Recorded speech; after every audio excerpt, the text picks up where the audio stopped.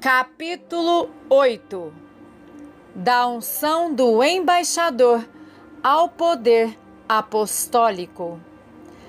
A fidelidade em viver a vida cristã normal, repleta da presença e do poder de Deus, que desperta você para ministrar a outros, traz aumento, como James Goll destacou no capítulo anterior. Juntamente com este aumento, uma maior unção de autoridade e poder é liberada. Finalmente, alguns percebem que a vida cristã normal os levou a um salto quântico em direção a outro métron ou esfera de influência. Chamo isso de unção do embaixador, uma unção que também inclui cônsules. Aqueles que adentram o fazem após muito treinamento e muita fidelidade. Seu caráter foi testado e provado através dos incêndios da vida. Sua capacidade de perceber o que Deus está fazendo e de compreender seu coração pelas nações e não por indivíduos se tornou um ministério governamental e apostólico focado em reconciliação. Em termos diplomáticos, um embaixador é o representante diplomático estrangeiro de uma nação autorizado a tratar de negociações políticas entre seu país e o país para o qual foi designado. Um cônsul é o agente comercial de uma nação nomeado somente para engajar-se em transações de negócios, não em questões políticas, no país em que está comissionado. O presidente, com a aprovação do Senado, nomeia embaixadores e cônsules. No reino de Deus, um embaixador é qualquer um que esteja no ministério de reconciliar os outros com Deus. Mas Paulo aponta para um nível maior de autoridade ao escrever aos Coríntios. Pois o amor de Cristo nos constrange, julgando nós isto, um morreu por todos, logo todos morreram. E ele morreu por todos, para que os que vivem não vivam mais para si mesmos, mas para aquele que por eles morreu e ressuscitou. Assim que nós, daqui por diante, a ninguém conhecemos segundo a carne, e, se antes conhecemos Cristo segundo a carne, já agora não o conhecemos deste modo. E assim, se alguém está em Cristo, é nova criatura, as coisas antigas já passaram, eis que se fizeram novas. Ora, tudo provém de Deus, que nos reconciliou consigo mesmo por meio de Cristo e nos deu o ministério da reconciliação, a saber que Deus estava em Cristo reconciliando consigo o mundo, não imputando aos homens as suas transgressões, e nos confiou a palavra da reconciliação. De sorte que somos embaixadores em nome de Cristo, como se Deus exortasse por nosso intermédio. Em nome de Cristo, pois, rogamos que vos reconcilieis com Deus. Aquele que não conheceu o pecado, ele o fez pecado por nós, para que nele fôssemos feitos justiça de Deus. 2 Coríntios capítulo 5, versículos 14 ao 21. Todos são ungidos como embaixadores, mas alguns são ungidos para tarefas e ofícios específicos. Paulo não estava falando como um crente comum. Ele falava como um presbítero com autoridade e unção apostólicas. A unção do embaixador também é apostólica. Alguns estão sendo reconciliados com Deus, outros estão chamando a reconciliação. Eles são embaixadores do rei e apóstolos, profetas, sacerdotes ou pastores, aqueles que operam no processo com autoridade governamental. Os reinos políticos, econômicos e espirituais da autoridade de Deus não são dados a qualquer um. Era habitual ungir reis, profetas e sacerdotes durante sua cerimônia de posse, quando eles assumiam seu encargo. A palavra ungir é aplicada a sacerdotes em Êxodo 28, versículo 41 e capítulo 40, versículo 15. Ela é aplicada a profetas em 1 Reis, capítulo 19, versículo 16, e Isaías 61, versículo 1. Ela é aplicada a um rei em 1 Samuel, capítulo 10, versículo 1 e capítulo 15, versículo 1 de 1 Samuel. 2 Samuel, capítulo 2, versículo 4 e 1 Reis, capítulo 1, versículo 34. Ela é frequentemente aplicada ao Messias, que foi separado ou consagrado ao seu ofício como profeta, sacerdote e rei, tornando o único designado por Deus para o mais elevado ofício já ocupado no mundo. Ela é aplicada também a cristãos consagrados ou separados para o serviço de Deus pelo Espírito Santo. Quem está qualificado? Todo cristão que se separa para o ministério tem um potencial maior do que jamais imaginou ser possível. A unção sobrenatural cria algo sagrado e poderoso a partir de algo comum. Vemos indivíduos separando-se para esperar no Senhor e receber uma unção do Espírito Santo em Atos 2, quando o Espírito Santo foi derramado sobre os cristãos reunidos no cenáculo. Aparentemente, aqueles primeiros cristãos eram judeus que creram que Jesus era o Messias, porque em Atos 10 vemos Pedro admirado devido ao Espírito Santo ter depois estendido o alcance da sua unção, e os fiéis que eram da circuncisão, que vieram com Pedro, admiraram-se, porque também sobre os gentios foi derramado o dom do Espírito Santo. Atos 10, versículo 45. Judeus e gentios foram solenemente separados e consagrados aos serviços de Deus, mas os judeus foram os primeiros na fila da unção. Os gentios foram enxertados mais tarde. Não sabemos o que aqueles reunidos no cenáculo fizeram com o Espírito Santo após saírem. Realmente, só sabemos sobre os discípulos que se tornaram apóstolos. Alguns mencionados no livro de Atos podem ter se tornado líderes de igrejas domiciliares, profetas e profetisas. Alguns talvez foram evangelistas. A questão é que eles saíram do seu encontro muito diferentes de quando entraram. Pedro foi um dos primeiros a receber uma unção de embaixador. Seu chamado foi para reconciliar judeus e gentios, e ele percebeu isso em Atos 10, após encontrar-se com Cornélio. Então falou Pedro dizendo: reconheço por verdade que Deus não faz acepção de pessoas, pelo contrário, em qualquer nação, aquele que o teme e faz o que é justo, lhe é aceitável. Atos 10, versículos 34 e 35. Ainda Pedro falava estas coisas quando caiu o Espírito Santo sobre todos os que ouviam a palavra. E os fiéis que eram da circuncisão, que vieram com Pedro, admiraram-se, porque também sobre os gentios foi derramado o dom do Espírito Santo, pois os ouviam falando em línguas e engrandecendo a Deus.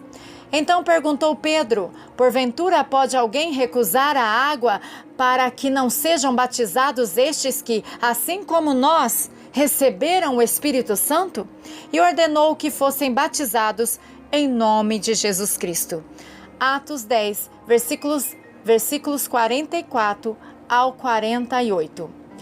Parte da unção do embaixador é o chamado para reconciliar todos os cristãos em um novo homem em Cristo. Ele é um chamado para unificar o corpo, a nação original de Israel, as primeiras tribos, nações do mundo e todos aqueles que foram enxertados ao longo dos séculos ou poderiam ser enxertados, incluindo muçulmanos e povos de outras crenças que reconheçam Jesus como Messias. Subtítulo: A unção do embaixador. Aqueles que carregam a unção do embaixador são designados pelo Espírito Santo para servirem como seus representantes em reuniões de alto nível em diversas nações. Eles são enviados especiais cuja autoridade está diretamente conectada aos mais altos postos de Estado, com uma missão definida de reconciliação. Sua unção vem sobrenaturalmente e eles percebem que seu encontro com Deus liberou a visão que os separa para atingir as nações e transmitir tanto um comissionamento para a tarefa quanto o poder para executar a missão. Eles não são novos cristãos. Eles foram testados, provados e refinados. Os embaixadores recebem treinamento especial que proporciona os alicerces para a estratégia de que necessitarão neste papel político. Miles West é uma pessoa que começou a andar na unção de embaixador em anos recentes. Provavelmente você não ouviu falar dele. A maioria dos embaixadores não são pessoas de destaque. Elas servem em lugares escondidos. Parte do treinamento de Miles envolveu seu trabalho como conselheiro matrimonial e familiar, no qual ele ajudou pessoas a se reconciliarem com Deus e umas com as outras. Ao longo do caminho, Miles encontrou Deus dramaticamente, entrou em contato com suas raízes judaicas e recebeu a comissão de reconciliar nações. Seu treinamento secular teve valor inestimável, pois operou sinergicamente com os dons do Espírito para liberar os propósitos de Deus em vidas. Hoje, ele é um terapeuta e líder da Beth Shalom, uma próspera congregação messiânica no norte da Califórnia, e um judeu messiânico que dá palestras por todo o mundo, reconciliando muitos de todas as formações religiosas com o Deus de Abraão, Isaque e Jacó. Segue-se uma entrevista que explica o processo pela qual Deus o conduziu e para onde ele irá no futuro. Escrevo sobre ele porque o antissemitismo ainda é muito prevalente em nossa cultura. Também necessitamos de uma compreensão mais profunda dos filhos de Ismael. Necessitamos de embaixadores de reconciliação para liberarem a paz e manterem a paz. Somente homens e mulheres de Deus ungidos podem atingir aqueles que estão muito feridos em um nível geracional e nacionalístico. Somente homens e mulheres ungidos como embaixadores podem chamar a igreja a compreender e abraçar as nações de Israel e dos estados árabes. Miles é um deles. Subtítulo: Qual é a sua definição da unção? Minha definição da unção é ver o que Deus está vendo, estar em harmonia com o que Ele está fazendo no momento. Então, Ele está curando fisicamente? Ele está tocando vida interior? Ele está liberando a sua vida? Ela está onde quer que Ele esteja, trazendo o reino a uma pessoa ou a uma circunstância. Ela está onde quer que o reino do céu esteja vindo para afetar alguém. Eu estava olhando um trabalho que estou preparando voltado para as pessoas que perguntam: se o Messias veio, por que o mundo está essa bagunça? E a resposta é: não está uma bagunça onde sua unção está. onde seu reino veio sobre indivíduos, congregações ou famílias. Você pode ver algo do céu, algo do fruto da unção? Então eu diria que é a liberação de sua vida sobre uma pessoa ou circunstância. Então existe um alinhamento com ele que precisa ocorrer para o avanço acontecer? Exatamente. E é por isso que este mistério aparentemente insolúvel da guerra entre os judeus e os árabes, os filhos de Isaac e os filhos de Ismael, continua ocorrendo. Você vê que onde quer que uma pessoa judia ou uma pessoa árabe adota uma fé real, se curva e crê e se rende à unção do Messias como rei, ocorre paz entre elas. Yeshua, Jesus, é Sar Shalom, o príncipe da paz. Essa é uma parte muito satisfatória de nosso trabalho. Estou de fato trabalhando com um pastor árabe local, fazendo cultos juntos e falando a todos os líderes da área da Baía de São Francisco que estão conectados ao movimento Better River. Durante um dos cultos matinais, o pastor Ziad e eu teremos a chance de trazer a mensagem da reconciliação através de uma encenação de testemunho vivo de um árabe e um judeu unidos em Cristo. Subtítulo: apenas esse testemunho visual já é poderoso em si mesmo. Fizemos uma encenação algumas semanas atrás numa igreja local e no final todos choravam e os judeus acabaram orando pelos árabes e os árabes pelos judeus. Deus rompeu as barreiras e curou as pessoas de anos ou décadas ou gerações de antissemitismo ou, em nosso mundo moderno, anti-arabismo. Temos o antissemitismo e o anti-arabismo nos Estados Unidos, e algumas pessoas relacionariam isso a principados e potestades atuando sobre um país. Contudo, uma pessoa que chegue com humildade ungida com a presença do Senhor para a reconciliação pode fazer obras incríveis nos corações e nas mentes das pessoas. Você pensa em Jesus que veio só, então depois havia 12, depois 11, depois 12 de novo. Esse pequeno grupo de pessoas chamadas discípulos. Creio agora que onde quer que meu amigo e eu colocarmos as plantas de nossos pés, onde quer que eles pisem, Deus trará seu reino de paz. Vivenciaremos justiça, paz e alegria no Espírito Santo. Subtítulo: agora você começou a falar sobre reconciliação entre judeus, árabes e cristãos. Por que isso é importante? Bem, penso ser um sinal dos tempos. Jesus disse aos seus discípulos judeus: não me vereis até que venhais a dizer: bendito o que vem em o nome do Senhor. Baruch haba Bishem Adonai. E assim o relógio da restauração de Israel tem algo a ver com o retorno do Senhor. Existem diferentes teorias sobre o que significa, o que é uma geração e etc., mas é significante. Você pode rastrear a história real, seguindo o surgimento dos movimentos da Igreja moderna desde o final do século XIX e o início do século XX até hoje. Você pode rastrear o crescimento da igreja que encontra paralelo na restauração de Israel e do povo judeu. É um estudo fenomenal. Ele está no meu website, se você quiser olhar, no www.vizerbetshalom.org.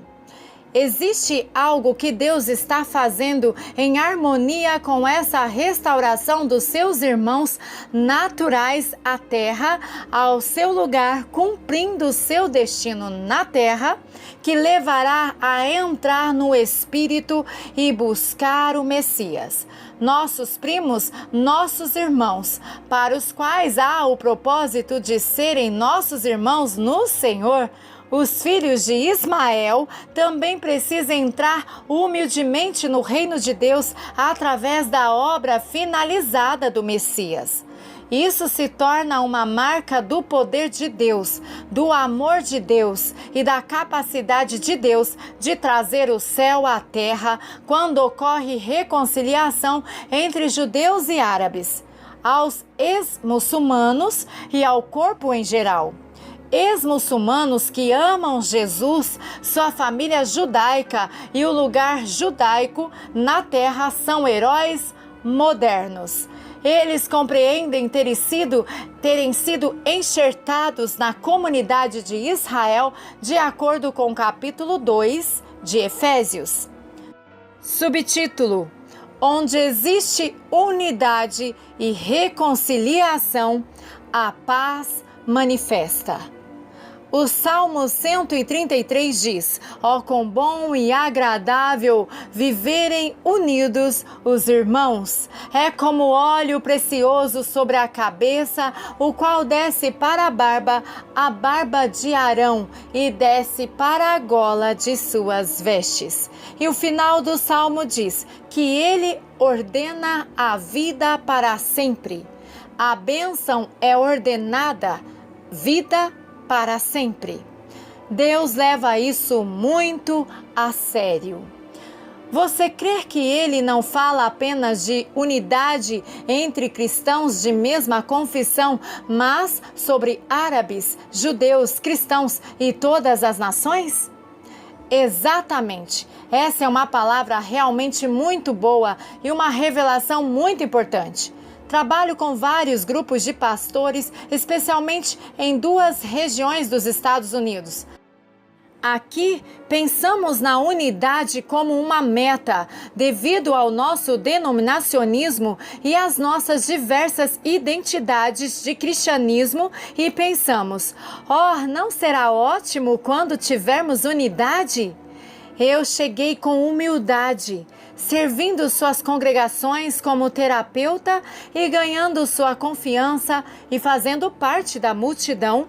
Mas, quando os conectei a Israel e eles viram o que é estar conectado àquela raiz viva do mundo messiânico, eles começaram a compreender que a unidade não é uma meta, é uma exigência para a entrada, é um ponto de partida.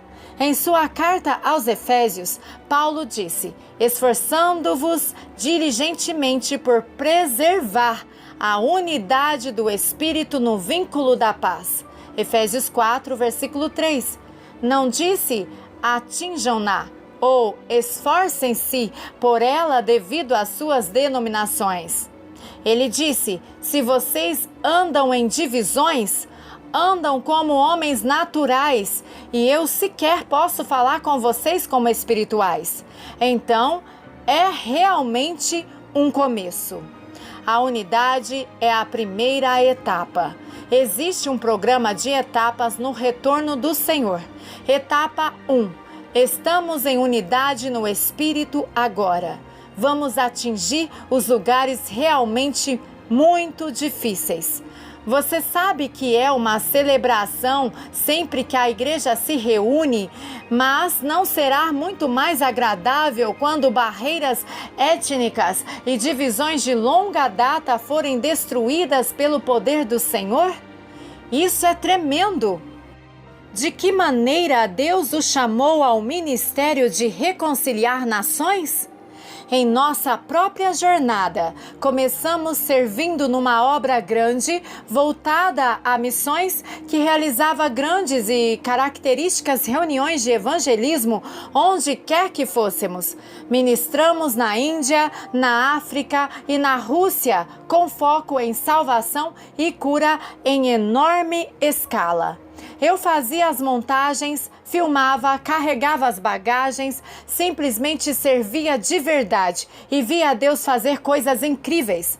Ocasionalmente, o meu companheiro de viagens era um árabe. Então chegávamos a uma cidade na Índia ou a um lugar nos remansos da Índia ou da África e dizíamos aos católicos, carismáticos, batistas, pentecostais e demais denominações: vamos exaltar o nome de Jesus durante uma semana. Haverá salvação, cura e libertação, e pastores avançarão em seus ministérios. Haverá avanço em todos os níveis e estaremos todos reunidos. Como sabemos disso? Porque ele é um árabe de Ramallah e eu sou um judeu de Nova York. Se nós podemos andar juntos, vocês podem andar juntos. É impressionante como aquilo abria a porta não somente para os pastores locais atingirem a exigência para a entrada da unidade, mas também funcionava em mim, porque Deus me deu amor por meu irmão árabe e a ele por mim. Tivemos de acertar algumas coisas ao longo do caminho, como você pode imaginar. Tivemos de aprender a amar aquela pessoa que a mídia, as culturas, a história e os eventos correntes nos diziam ser impossível. Um dia, voltando de conduzir seminários sobre casamento na Rússia com minha mulher, quando um jovem com um dom profético disse: você está impedindo seus filhos de receberem a herança deles. Então, perguntamos como. Bem, você é judeu. Precisa ensinar-lhes de onde eles vêm. Não apenas servindo as nações e fazendo o que tem feito, mas você também precisa contar-lhes algo sobre a bênção de Abraão. Então criamos o hábito de observar o Shabat regularmente e celebrar as festas em nossa casa. Israelitas apareciam, velhos amigos vinham, todas estas pessoas que nunca poriam os pés numa igreja vinham à nossa casa. Finalmente, cerca de 80 pessoas apareciam por lá. Uma noite, um homem de 96 anos recebeu a salvação em minha cozinha. Ele começou a chorar e a imaginar o que estava ocorrendo. O que está acontecendo comigo? Nunca me senti assim desde a morte de minha mulher. Senti-me tão solitário até esta noite. O que está diferente? O que está acontecendo? E eu lhe disse: sua alma está sendo salva, Max. Deus está salvando você e levando ao Meshiach, o Messias. Você está em contato com o Deus de Abraão, Isaque e Jacó. Ele está transformando você. Quando o levei até seu carro e me ajoelhei para despedir-me, ele se esforçou para dizer-me que sentia uma dor muito forte no pescoço. Fiz uma oração simples e Deus curou o seu pescoço. Então o reino viera a ele, a Max, em minha cozinha. E as reuniões cresceram. Então, quando ficaram grandes demais para nossa casa, começamos a reunir-nos em igrejas e outros lugares ao longo do caminho. Essa reconciliação com meus primos e irmãos árabes se tornou uma parte central daquilo que fazemos. E eu estava me conectando à raiz em Israel, às pessoas que trabalham lá nas linhas de frente. encontramos cristãos árabes e crentes judeus convivendo na paz do Messias. O corpo de crentes messiânicos em Israel é uma comunidade heróica e cresceu tremendamente nas últimas décadas. Existe algo com relação ao seu retorno, às suas raízes israelenses ou às suas raízes judaicas e a reconexão com a sua herança, que liberou unção e direção ainda maiores e um chamado à reconciliação. Correto! Isso mudou totalmente a direção da minha vida. Passei 2 semanas no Monte Carmelo com David e Karen Davis e o ministério de Peter Sukahira.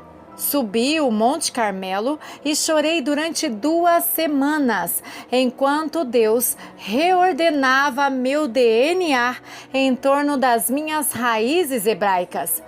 Aquilo resultou em minha sede de ver essa mensagem ser enviada ao corpo de Cristo na Califórnia e mais além, e é absolutamente transformador. Desde o início do ano 2000, tenho recebido uma interminável revelação sobre o ministério da reconciliação. Nunca me canso dela, nunca perco energia com ela. Fico desanimado, mas nunca olhei para trás em termos da direção do nosso ministério. Então você teve seu forte encontro com Deus que o enviou nessa missão? Sim, com certeza, e ao longo do caminho tem havido grande encorajamento.